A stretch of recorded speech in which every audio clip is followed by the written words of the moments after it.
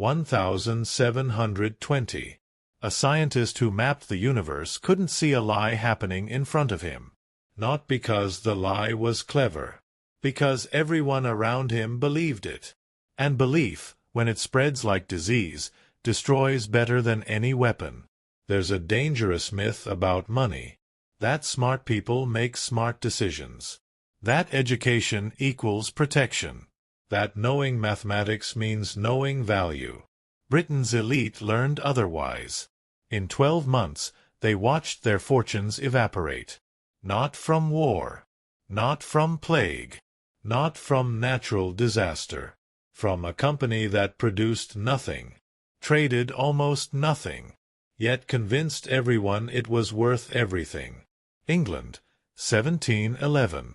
A nation bleeding money. Decades of war left the government bankrupt. Debt piling higher than anyone knew how to manage. Every solution tried. Every solution failed. Then a proposal arrives. Not from economists. Not from the Treasury. From businessmen with a vision. Or what they called a vision. They promised to solve the debt crisis. Not with austerity. Not with taxes. With opportunity. The South Sea Company launches with royal approval. Its mission sounds magnificent. Exclusive trading rights across South America. Access to Spanish territories rich with resources. A gateway to wealth the British Empire had never touched. The pitch is seductive. Give us your government bonds. We'll convert them into company shares. You'll own a piece of the future. Suddenly, worthless debt becomes valuable equity. At least, that's the story. Here's what actually existed. Spain controlled South America completely. Britain's exclusive rights were a contract allowing limited slave trading. 4 ships per year. Restricted cargo. No mines. No colonies. No infrastructure. The company had permission to trade in regions where they had no presence. Imagine buying stock in a restaurant that doesn't own a building, doesn't have a kitchen, doesn't employ chefs, but promises you'll get rich from the meals they'll eventually serve. That's what Britain's smartest investors purchased. 1720 begins quietly. Shares trade around £100. Company directors start spreading rumors. Not to newspapers. To the right people. In the right clubs. At the right dinners. Profits are coming. Insiders are buying. This is once in a lifetime. Parliament members receive free shares. Nobles get special allocations. The king himself joins as an official patron. When the crown endorses something, skepticism dies. Share prices climb. £200, £400, £600. Each jump creates new believers. By summer, shares hit £1,000. Servants are quitting jobs to become traders. Clergy are selling church property to invest. Professionals are abandoning careers to speculate full-time. The streets of London fill with new exchanges. Coffee houses become trading floors. Strangers discuss positions like experts. Everyone has a success story. And the company keeps issuing new shares. More supply should lower prices. Instead, demand explodes faster. Because the real product isn't shares. It's hope. And hope, once it spreads, doesn't follow logic. Isaac Newton watches from the sidelines.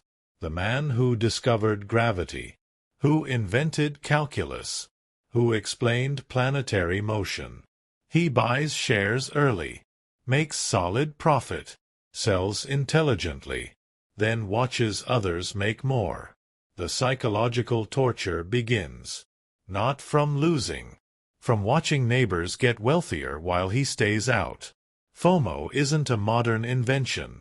Newton buys back in. Higher price. Larger position. He'll later lose £20,000. In today's terms, multiple millions. Understand the structure. The company pays dividends to early investors. But dividends don't come from profits. They come from new investors' money. It's a circle that only works if the circle keeps expanding. Early investor gets paid, tells friends, friends invest, company uses new money to pay early investor shows profits, more friends invest. Parliament doesn't investigate. They're getting paid too. Regulators don't question. They own shares too. The media doesn't challenge. They're receiving advertising money. The entire system is complicit. Because everyone profits. Until everyone doesn't. Summer turns to autumn.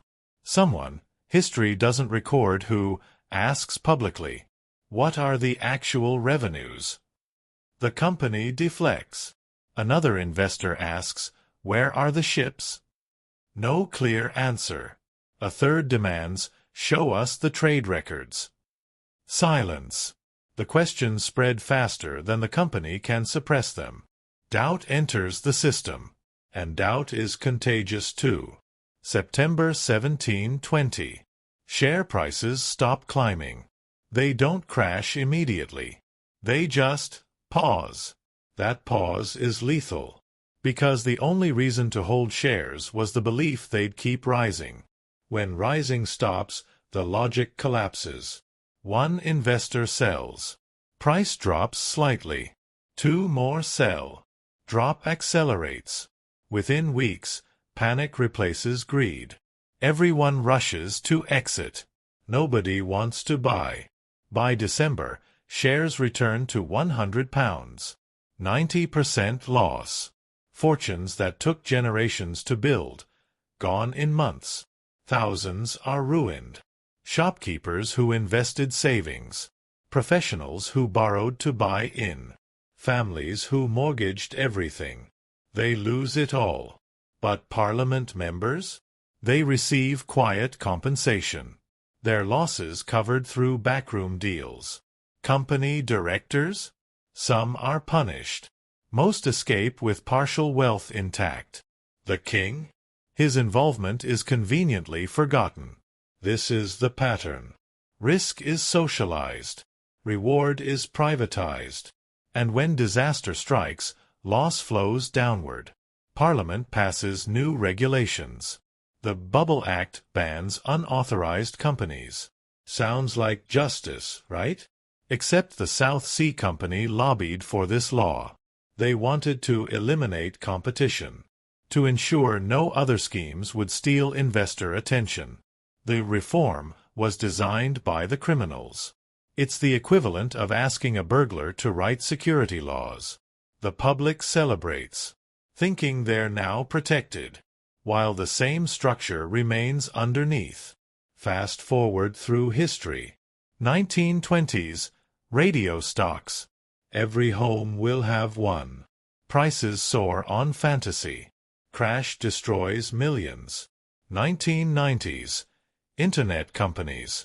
Revenue doesn't matter anymore. Valuations defy gravity. Collapse wipes out retirement savings. 2000s, real estate. Housing only goes up. Loans given to anyone. Crisis ruins the global economy. 2020s, digital tokens. The future of currency.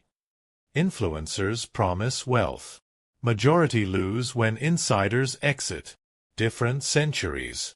Different technologies. Identical psychology. Newton's tragedy teaches something profound. You can understand physics and fail at human nature. You can master mathematics and fall for mass psychology. Because bubbles aren't puzzles to solve. They're emotions to resist. And emotion, when amplified by crowds, overpowers analysis every time. The formula is always simple. Promise of easy wealth. Official endorsement. Social proof through rising prices. Fear of missing out. Late investors funding early exits. Inevitable collapse. So what defends you? Not intelligence. Not credentials. Not confidence. Only pattern recognition. Knowing that when everyone agrees something can't fail. That's precisely when it will. The trap is always set. The question is whether you'll see it.